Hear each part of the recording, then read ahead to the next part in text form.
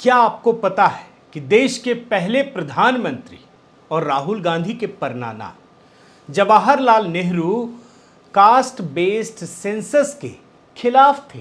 Report में देख लीजिए। लेकिन मजेदार बात देखिए, राहुल गांधी मोदी जी को चुनौती दे रहे हैं और बोल रहे हैं कि जातिगत जनगणना करवाएं। और इतना ही नहीं, ये भी बोल रहे हैं कि 2011 की जो जनगणना है उसको सार्वजनिक करें क्योंकि उसमें जातियों के आंकड़े हैं। लेकिन सवाल ये है दोस्तों कि 2011 में इन्हीं की तो सरकार थी, तो फिर राहुल गांधी ने खुद ही जातिगत जनगणना क्यों नहीं सार्वजनिक करवा दी? और ये तो वो शख्स है ना जिन्होंने अध्यादेश की कॉपी फाड़ दी थी, इतनी ताकत थी। लेकिन ऐसा नहीं किया गया क्योंकि इनकी सरकार ने जानते क्या कहा? उस समय ये कहा कि अगर ऐसा किया गया तो चुनाव से पहले जातिगत संघर्ष जो है, जो लड़ाई, वो बड़ी मुखर हो जाएगी। लेकिन अब राहुल गांधी ने कर्नाटक चुनाव के बहाने एक ऐसा खेल खेला है जिसमें मोदी को सत्ता से हटाने के लिए मंडल बनाम कमंडल की लड़ाई दिखेगी। बड़े ध्यान से सुन लीजिए, मंडल बनाम कमंडल की लड़ाई राहुल गांधी शुरू करने वाले हैं। और इस बहाने कमंडल को औकात दिखाकर मंडल के जरिए संघर्ष को छेड़कर राहुल गांधी सेक्युलरिज्म वाले वोट को बचा करके भी ले जाएंगे। ये है असली खेल। और यही वो खेल था दोस्तों जो महाराष्ट्र में महाविकास अघाड़ी की सरकार के तहत खेला गया। लेकिन आज जिस प्रकार से उत्तर प्रदेश में अतीक अहमद का साम्राज्य बिखर गया, ठीक उसी प्रकार से महाराष्ट्र में महाविकास अघाड़ी का जो साम्राज्य है ना, वो भी बिखरता हुआ जा रहा है। हालांकि इन दोनों के बीच कोई तुलना नहीं है क्योंकि एक तो आतंक का साम्राज्य था और ये तो सियासी साम्राज्य है। लेकिन कहानी वैसी ही है। महाराष्ट्र में महाविकास अघाड़ी अपनी आखिरी सांसें गिन रहा है और इसमें उद्धव ठाकरे जैसा ही हाल शरद पवार का होने वाला है। और जो इनके भतीजे हैं अजीत पवार, उनका जो खेल है वो ऐसी दिशा में चल पड़ा है जो ना घर का है ना घाट का है। तो कुल मिलाकर आज के इस वीडियो में मैं एक ऐसी राजनीति डिकोड करने वाला हूं जो राहुल गांधी के लिए, शरद पवार के लिए, पूरे के पूरे महाराष्ट्र की सियासत के लिए एक सबक की तरह है। साथियों नमस्कार, मैं हरिश्चंद्र बर्णवाल। आज के इस वीडियो में महाराष्ट्र की राजनीति में बदलती हुई सियासी बिसात की उन चालों को आपके सामने रखूंगा जो दिखती तो कुछ और है मगर होती कुछ और है, जो अपनी जुबान से कहती कुछ और है मगर उसका अर्थ कुछ और होता है। वैसे तो हमने राजनीति में ये देखा है कि नेताजी जो बोलते हैं उसका अर्थ कुछ और ही निकलता है। और महाराष्ट्र की अगर बात करूं तो इसमें तो ये स्थिति और भी विचित्र हो जाती है। इसके भी कुछ उदाहरण आपके सामने इस वीडियो में रखूंगा। लेकिन सबसे पहले जो ताज़ा खबर है महाराष्ट्र को लेकर के, उस पर आपका ध्यान आकृष्ट करता हूं। आप सब ने देखा होगा कि ये खबर हेडलाइन में थी कि अजीत पवार ने कहा है कि मैं एनसीपी में हूं और इसी पार्टी में रहूंगा। अब इसमें कहने की क्या ज़रूरत है? ये मेरा घर है और इसी घर में रहूंगा, ये कोई हेडलाइन होती है क्या? इसका मतलब है कि जहां पर धुआं है वहां कोई ना कोई तो चिंगारी होगी, कुछ ना कुछ तो होगा, तभी तो धुआं है ना। तो ये बात आई कहां से? अब आप थोड़ा सा पीछे चले जाइए कि ये सवाल क्यों उठने लगा कि अजीत पवार को ये सब बोलना पड़ा। तो दरअसल खबर यहां तक आ गई थी कि शरद पवार के भतीजे अजीत पवार पार्टी के 40 विधायकों को लेकर पार्टी तोड़ने के फिराक में हैं और भाजपा के साथ मिलने की तैयारी कर रहे हैं। यानी उद्धव ठाकरे के साथ जो कुछ हुआ वही शरद पवार के साथ होने की बात आ रही है। सारे विधायक नाराज हैं, इनके भाजपा के साथ जाने को बेताब हैं। अब ये खबर क्यों सुर्खियां बनी, ये भी जानना जरूरी है। तो इसको भी समझ लीजिए, थोड़ा और पीछे लेकर जाता हूं। दरअसल बीच में अजीत पवार अचानक से अनरीचेबल हो गए। बाद में जब वो सामने आए तो कहने लगे कि वो अनवेल थे, उनकी तबीयत ठीक नहीं थी। अरे भैया, आप स्वस्थ नहीं हैं लेकिन फ़ोन तो आपके उपलब्ध हैं, लोगों को तो बता सकते हैं। आप ये आकलन करने क्यों दे रहे हैं? इसका मतलब कुछ ना कुछ तो ऐसी स्थिति है। अब इस मामले में शरद पवार पत्रकारों के सवालों का जवाब देते हुए कहते हैं कि ऐसा कुछ नहीं है, शरद पवार ने कहा है। लेकिन कुछ दिन पहले शरद पवार ने इस सवाल के जवाब में कहा था, कई दिनों से चल रहा है, मैं सोच रहा था कि इसको थोड़ा सा आपके सामने रखूं और आज मुझे लगता है कि ये कहना जरूरी है। शरद पवार ने इस सवाल के जवाब में कहा था कि ऐसा करना राजनीतिक आत्महत्या होगी। यह अजीत पवार के अपने भतीजे के बारे में कह रहे हैं। यानी शरद पवार का स्टैंड लगातार बदल रहा है। जबकि शरद पवार ने कुछ दिन पहले उद्धव ठाकरे से मुलाकात में कहा था, बड़े ध्यान से देख लीजिए, कि उनकी पार्टी के कुछ विधायक और नेता पार्टी छोड़कर जाना चाहते हैं। कोई इतना बड़ा नेता, इस कद का नेता ऐसा कह सकता है क्या? इसका मतलब है उसे कुछ तो अंदेशा होगा, कुछ तो ऐसी जानकारी मिल रही होगी ना कि पार्टी के विधायक टूट रहे हैं, वो उनमें असंतोष है। और संजय राउत ने उद्धव ठाकरे और शरद पवार की इस मीटिंग के बारे में ये भी बताया कि शरद पवार ने उद्धव ठाकरे से ये कहा है कि घबराने की ज़रूरत नहीं है, मैं महाविकास अघाड़ी के साथ रहूँगा। है ना मज़ेदार चीज़ कि अपनी पार्टी के विधायक नहीं संभल रहे हैं, अपना भतीजा नहीं संभल रहा, अपना घर भी नहीं संभल रहा है, और वो कह रहे हैं कि मैं महाविकास अघाड़ी के साथ हूं, आप ही के साथ रहूंगा। है ना गजब की राजनीति। लेकिन जरा सोचिए, 23 नवंबर 2019 को अजीत पवार ने जिस देवेंद्र फडणवीस के साथ मिलकर रातों रात सरकार बना ली थी और शरद पवार को 80 साल की उम्र में सड़क पर आने के लिए मजबूर कर दिया था, 2.5 साल पुरानी बात है। तो उस समय क्या लग रहा था? उस समय यही लग रहा था ना कि अजीत पवार ने शरद पवार को धोखा देकर सरकार बनाई है। लेकिन जैसे ही महाविकास अघाड़ी की सरकार गिर गई, तब जाकर देवेंद्र फडणवीस ने कितने साल के बाद ये खुलासा किया कि शरद पवार ने खुद अजीत पवार को भाजपा से हाथ मिलाकर सरकार बनाने के लिए कहा था। कितने वर्षों के बाद इसका खुलासा हुआ और इस बारे में शरद पवार ने बकायदा योजना तैयार की थी। क्या वो खतरनाक सियासी साजिश नहीं थी? आप पहले समझिए। देखिए, मैं सारे बिंदुओं को आपके सामने एक एक करके रख रहा हूं ताकि लास्ट में, आखिर में जाकर आपको ये बात समझ में आ सके कि हो क्या रहा है महाराष्ट्र की राजनीति में।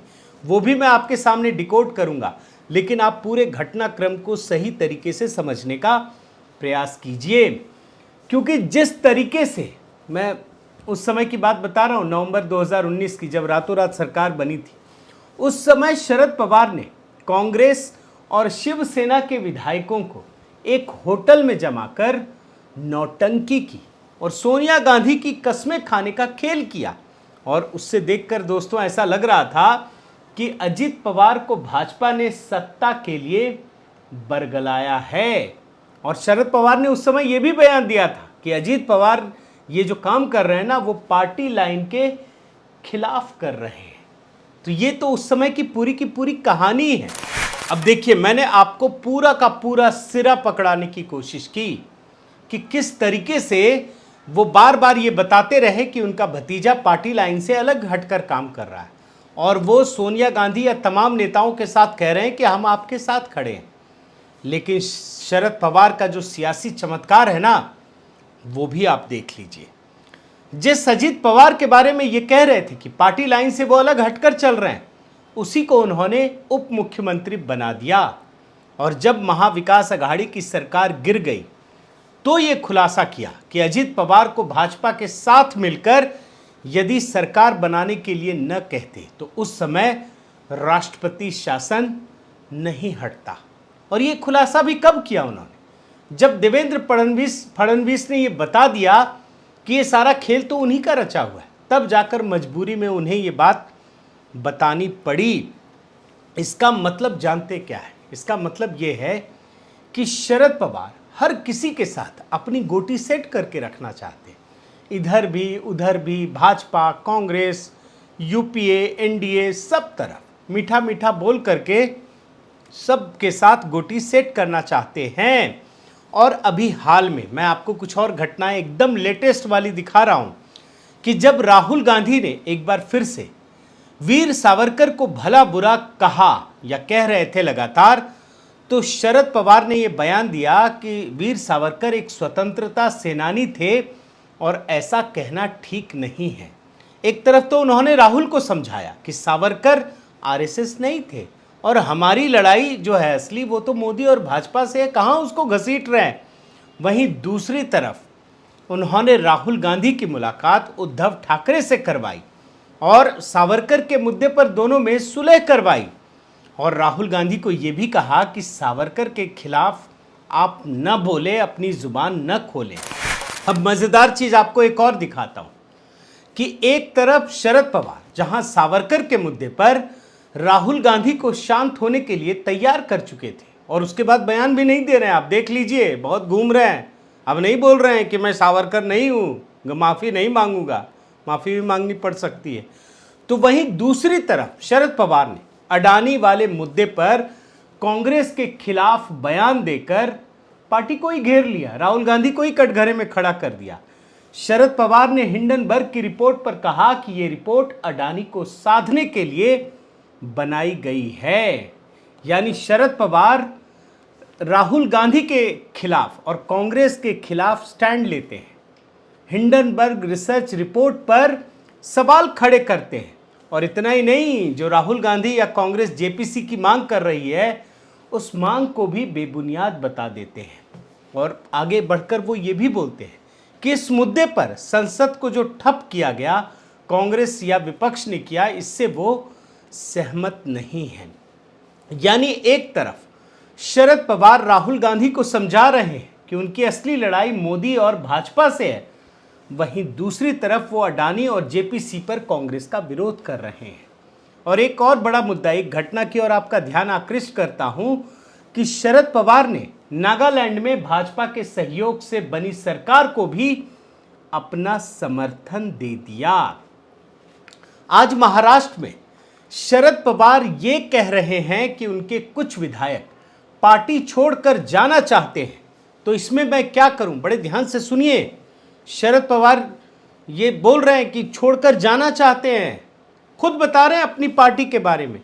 तो इससे साफ है दोस्तों कि शरद पवार एक और सियासी नाटक की पटकथा तैयार कर रहे हैं, जिसमें महाविकास अघाड़ी की शिवसेना और कांग्रेस के साथ साथ अजीत पवार को भी कंफ्यूज कर दिया है। यानी आप ये समझ सकते हैं कि आने वाले समय में शरद पवार का वही हाल होने वाला है जो उद्धव ठाकरे का हुआ है। लेकिन इस राजनीति में दोस्तों कई सवाल अनसुलझे रह गए। मतलब आपके मन में ये सवाल उठ सकता है कि जब इतनी सारी चीज़ें हैं तो बहुत सारे सवालों का जवाब नहीं मिला। मैं वो सवाल भी आपके सामने रखता हूं। अजीत पवार क्या भाजपा के साथ मिल जाना चाहते हैं? अजीत पवार भाजपा के साथ क्यों जाना चाहते हैं? क्या शरद पवार का अजीत पवार या एनसीपी पर कंट्रोल खत्म हो रहा है? क्या अजीत पवार शरद पवार के इशारे पर खेल रहे हैं? आखिर इस राजनीति से भाजपा को क्या फायदा है? अब एक एक करके मैं इन सवालों के जवाब आपको देता हूं। पहला, अजीत पवार क्या भाजपा के साथ मिल जाना चाहते हैं? तो दोस्तों इसका जवाब यह है कि अजीत पवार को यह समझ में आ गया है कि उनका भविष्य एनसीपी के साथ नहीं है। लेकिन वो जाएं कैसे? क्योंकि इतने विधायक वो जुटा नहीं पा रहे हैं कि वो तोड़कर जा सके। दूसरा सवाल, अजीत पवार भाजपा के साथ क्यों जाना चाहते हैं? और अजीत पवार ही नहीं दोस्तों, बल्कि शरद पवार भी समझ चुके हैं। इसका जवाब मैं आपको दे रहा हूं कि 2024 में उनकी पार्टी का भविष्य पूरी तरह से खतरे में है। और मैं ये बात आपको निश्चित रूप से कह सकता हूं कि शरद पवार का कंट्रोल खत्म हो रहा है, अपनी ही पार्टी पर खत्म हो रहा है। उनके सिर्फ भतीजे नहीं बल्कि बाकी जो विधायक हैं वो भी नाराज हैं, जैसे शिवसेना में नाराज हुए थे। और इसीलिए ये शक पैदा होता है कि शरद पवार एक तरीके से अपनी गोटी सेट कर रहे हैं, जिससे अगर उनके विधायक नाराज होकर दूसरी ओर जाते हैं तो उसका कंट्रोल भी उनके भतीजे अजीत पवार के पास रहे। लेकिन कहते हैं ना कि इस चक्कर में अजीत पवार न घर के रह पा रहे न घाट के रह पा रहे हैं। और हाँ, इस पूरे एपिसोड में ये कहना ज़रूरी है कि भाजपा के लिए इससे बड़ा फायदा ये है कि उसे बैठे बिठाए उसका एक तो कुनबा बड़ा हो रहा है और दूसरा एक जन नेता जो ग्राउंड से जुड़ा हुआ नेता है वो उसे मिल रहा है। यानी भाजपा के लिए तो हर और चांदी ही चांदी है, तो वो भला क्यों छोड़े। लेकिन असली सवाल एनसीपी का है और ये सारी परिस्थितियां जानते हैं क्यों पैदा हो रही हैं, क्योंकि ये जितने भी दल हैं उन्होंने सिर्फ सत्ता लोलुपता की वजह से जिस प्रकार का एक बेमेल गठबंधन किया वो लोगों को समझ में आ रहा है। उन्हें ये पता चल गया है कि ये लॉन्ग टर्म में उन्हें बहुत ही ज़्यादा नुकसान पहुंचाने वाला है। और आज कर्नाटक की राजनीति में जो दिख रहा है ना, आप ये यकीन मानिए इसका भी भविष्य वही होने वाला है। बहुत बहुत धन्यवाद। आपसे निवेदन है साथियों कि आप मेरे इस चैनल को ज़रूर सब्सक्राइब कीजिए, लाइक कीजिए, शेयर कीजिए, कमेंट कीजिए और इस बेल आइकन को प्रेस करना मत भूलिएगा। नमस्कार।